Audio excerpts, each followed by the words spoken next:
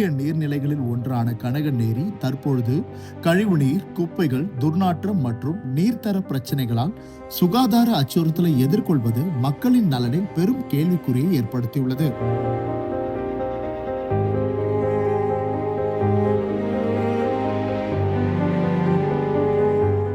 புதுவை உழவர்கரை நகராட்சிக்குட்பட்ட கதிர்காமத்தில் அமைந்துள்ள கனகநேரி நகரின் முக்கிய நீர் ஆதாரமாக இருந்து வருகிறது. சுமார் 30 ஏக்கர் பரப்பளவில் அமைந்துள்ள ஏரிக்கரையில் பொதுமக்கள் நடைபயிற்சி செய்யவும் ஓய்வெடுக்கவும் அதிக அளவில் வந்து செல்கின்றனர். ஏரியை சுற்றி குடியிருப்புகள், மருத்துவமனைகள் மற்றும் மக்கள் அதிகம் வசிக்கும் பகுதிகள் உள்ள நிலையில் கழிவுநீர் வீசும் துர்நாற்றத்தால் குழந்தைகள், முதியவர்கள் மற்றும் கர்ப்பிணி பெண்கள் உள்ளிட்டோர் பாதிக்கப்படுவதாக பொதுமக்கள் குற்றம் சாட்டுகின்றனர். பக்கத்தில் கதிர்காமம் அரசு பொது மருத்துவமனை இருக்குதுங்க. அந்த மருத்துவமனையில் பக்கத்துலேயே இருக்குது, இந்த ஏரியை ஒட்டி இருக்குது. அந்த ஏரி ஒட்டி இருக்கின்ற அந்த மருத்துவமனையில் உயிருக்காபத்தான நிலையில் மருத்துவம் பெறுகின்ற நோயாளிகள் இருக்காங்க.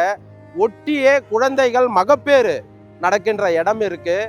இந்த காற்று வாடை காற்று காலை காற்று வீசும்போது இங்கே இருக்கிற அந்த துர்நாற்றம், இதனுடைய நச்சு கிருமிகள் நேராக மருத்துவமனைக்கு செல்லும். ஏன்னா மருத்துவமனை கதவுகள் பார்த்தீங்கன்னா திறந்த வெளியாக தான் இருக்கும். அப்போ நோயாளிகள் நோய்பட்டு வைத்தியம் பார்க்க வரவங்களுக்கு அதிகப்படியான நோய்கள் உருவாகிறதுக்கு இந்த ஏரியோடைய அந்த கழிவுநீர் துர்நாற்றம் மிகப்பெரிய ஒரு கொடுமையான நரகமா இருக்குது. ஆனால் இது வெறும் பொதுமக்களின் புகார் மட்டுமா என்ற கேள்விக்கு அரசின் சொந்த நீர்த்தர ஆய்வு முடிவுகளே முக்கிய ஆதாரமாக உள்ளன. கனகநேரியில் எடுக்கப்பட்ட நீர் மாதிரியின் பரிசோதனை முடிவிலும் இது பதிவாகியுள்ளது. இதில் இன்னும் முக்கியமான தகவல் என்றால், தேசிய பசுமை தீர்ப்பாயத்தில் புதுவை மாசு கட்டுப்பாட்டு குழு தாக்கல் செய்துள்ள அறிக்கையிலும் இடம்பெற்றுள்ளது. கனகநேரியில் மாதந்தோறும் எடுக்கப்பட்ட நீர் மாதிரிகளில் BOD எனப்படும் உயிர் வேதியியல் ஆக்சிஜன் தேவை அளவு நிர்ணயிக்கப்பட்ட தரத்தை தொடர்ந்து மீறியதாக அந்த அறிக்கை தெரிவிக்கிறது. இந்த ஏரியில பாத்தீங்கன்னா தூண்டி போட்டு மீன் பிடிக்கிறாங்க. இந்த மீன் மனிதர்களுக்கு உணவாக பயன்படுது. அப்போ இந்த கழிவுநீர் கலந்த மீன்களை அவர்கள் உட்கொள்ளும் போது தோல் நோய், நுரையீரல் தொற்று, கேன்சர் போன்ற கொடுமையான நோய்கள் ஏற்படும். இது இந்த துறை சார்ந்த அதிகாரிகளுக்கு ஏன் தெரிய மாட்டுதுன்றது தான் வேதனையா இருக்குது. நீரில் கரிம மாசுபாடு இருப்பதை மதிப்பிடுவதற்கான முக்கிய அளவுகோல் ஒன்றான BOD தொடர்ந்து அதிகமாக இருப்பது ஏரியின் நீர்த்தரத்தை தீவிரமாக கண்காணித்து மாசுபாட்டின் மூலத்தை கண்டறிய வேண்டிய அவசியத்தை வெளிப்படுத்துகிறது. ஏரிக்குள் கழிவுநீர் வரும் அனைத்து நுழைவு புள்ளிகளையும் அதிகாரிகள் கண்டறிந்து அதன் மூலத்தை நிரந்தரமாக தடுக்க வேண்டும் எனவும், கனகநேரி என்பது ஒரு சாதாரண நீர்நிலை மட்டுமல்ல, அதனை சுற்றி வாழும் மக்களின் சுற்றுச்சூழல் மற்றும் பொது சுகாதாரத்துடன் நேரடி தொடர்புடைய முக்கிய நீர்நிலை. அரசின் சொந்த தரவுகளில் நீர்த்தர பிரச்சனைகள் பதிவாகியுள்ள நிலையில் மக்கள் புகார்களையும் அதிகாரப்பூர்வ ஆய்வு முடிகளையும் ஒன்றாக வைத்து பார்க்க வேண்டிய நேரம் இது.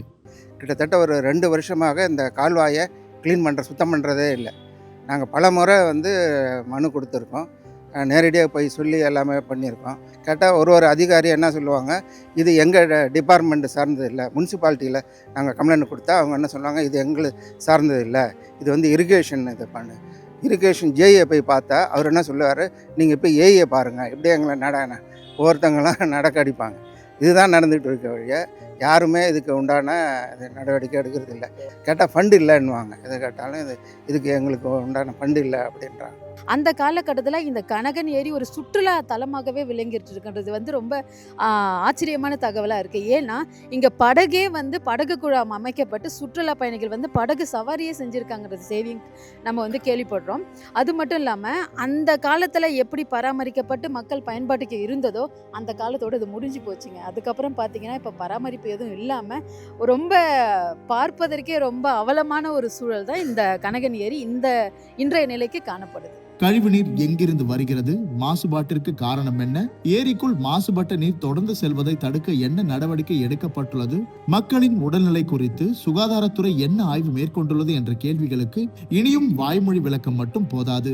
நீரின் தரம், கழிவுநீரின் தரம், காற்றின் தரம் மற்றும் பொதுமக்களின் மருத்துவ தரவுகள் ஆகிய 4 அம்சங்களையும் ஒருங்கிணைத்து ஆய்வு செய்து அதன் முடிவுகளை வெளிப்படையாக வெளியிட வேண்டும்.